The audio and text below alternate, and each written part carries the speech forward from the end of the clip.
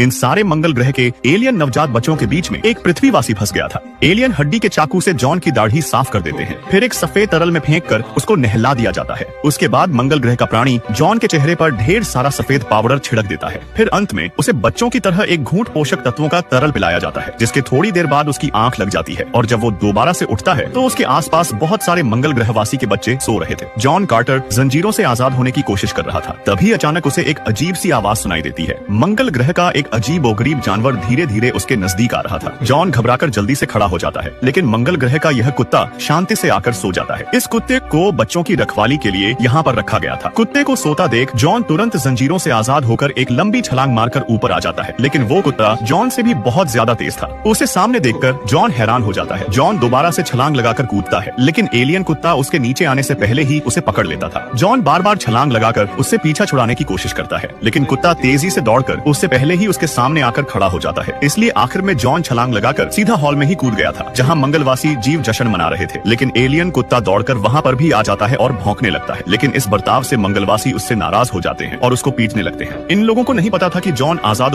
हो चुका है। बेचारे कुत्ते को पिटता देख जॉन को उस पर दया आ जाती है, इसलिए वो उसके बचाने के लिए उनके बीच कूद जाता है और एक मुक्के में थार्क्स को दूर फेंक देता है, जिसमें उसकी जान चली जाती है। ऐसी ताकत को देखकर थार्क्स का सरदार हैरान हो गया था, यहाँ तक कि अपनी ताकत को देखकर जॉन के भी होश उड़ चुके थे। फिर सरदार के आदेश पर सारे थार्क्स मिलकर जॉन पर कूद पड़ते हैं और अगले दिन उसे एक खंभे से बांधकर सजा देने जा रहे थे। जैसे ही ड्रम्स बजना बंद होते हैं, तभी एक थार्क्स लाल गरम लोहा आग से निकालता है, लेकिन यह सजा जॉन को नहीं बल्कि उसके बगल में बंधे हुए एक थार्क्स को दी जा रही थी। उसको दर्द में देख जॉन कांप उठा था, क्योंकि अगली बारी उसकी थी।